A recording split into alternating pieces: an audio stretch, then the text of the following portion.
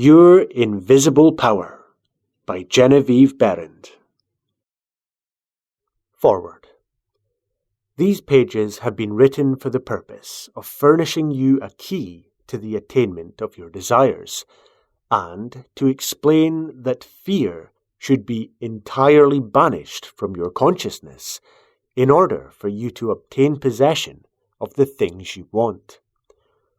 This presupposes, of course, that your desire for possession is based upon your aspiration for greater happiness. For example, you feel that the possession of more money, lands, or friends will make you happier, and your desire for possession of these things arises from a conviction that their possession will bring you freedom and contentment.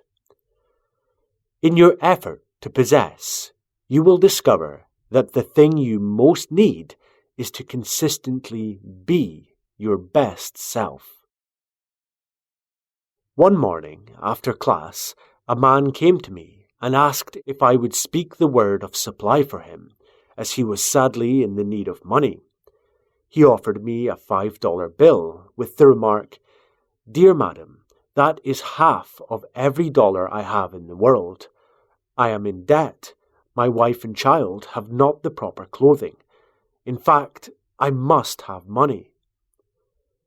I explained to him that money was the symbol of differentiated substance, that this substance filled all space, that it was present for him at that very moment, and would manifest to him as the money he required.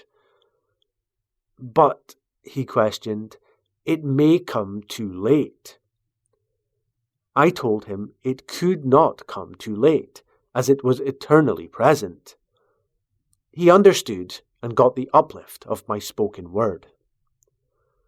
I did not see the man again, but 6 months later I had a letter from him stating he was in New Orleans. He said, "I am well established here in my regular profession of photography. I own my own home, have an automobile of my own, and am generally prospering. And, dear Mrs. Behrend, I want to thank you for lifting me out of the depths that day in New York." 3 days after I had talked to you, a man whom I have not seen for years met me on the street. When I explained my situation to him, he loaned me the money to pay my bills and come down here. The enclosed check is to help you continue your wonderful work of teaching people how to mentally reach out and receive their never-failing supply. I would not take anything for my understanding as you have given it to me. God bless you.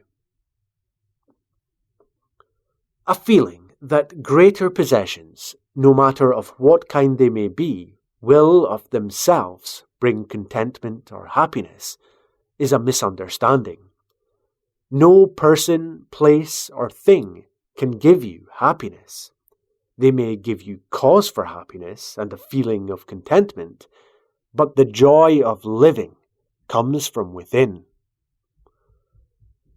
Therefore, it is here recommended that you should make the effort to obtain the things which you feel will bring you joy, provided that your desires are in accord with the joy of living.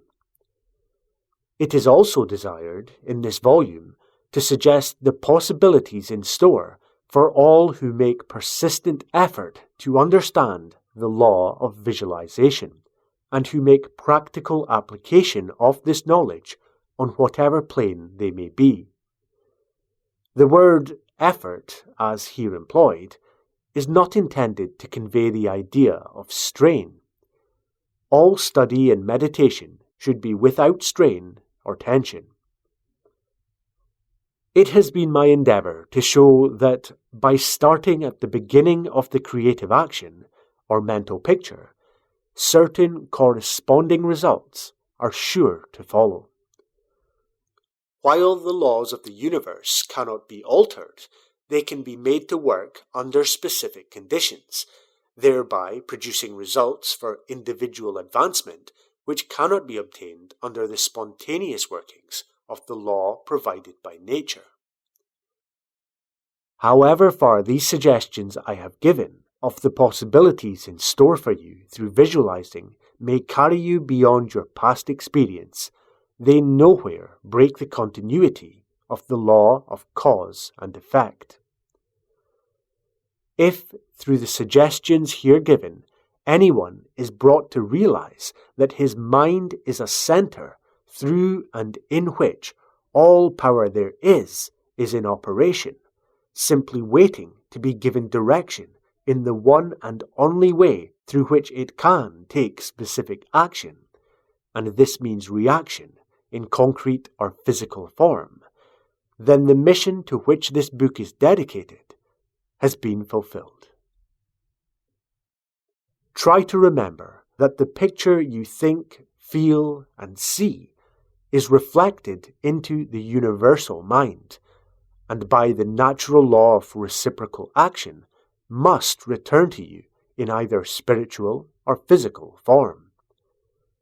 Knowledge of this law of reciprocal action between the individual and the universal mind opens to you free access to all you may wish to possess or to be.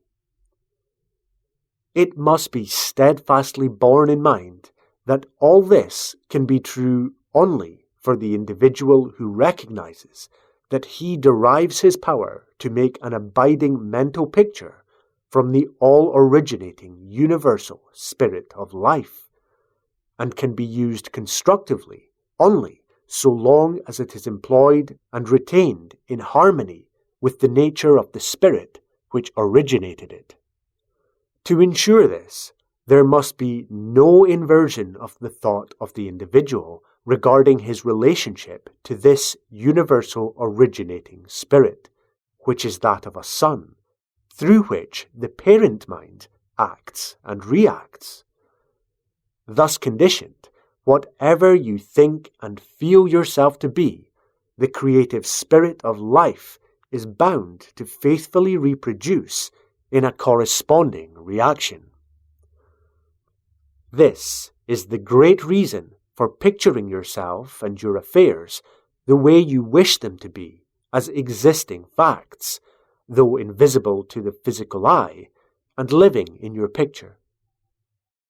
An honest endeavor to do this, always recognizing that your own mind is a projection of the originating spirit, will prove to you that the best there is yours in all your ways. Genevieve Behrend, Los Angeles, California, May 1929.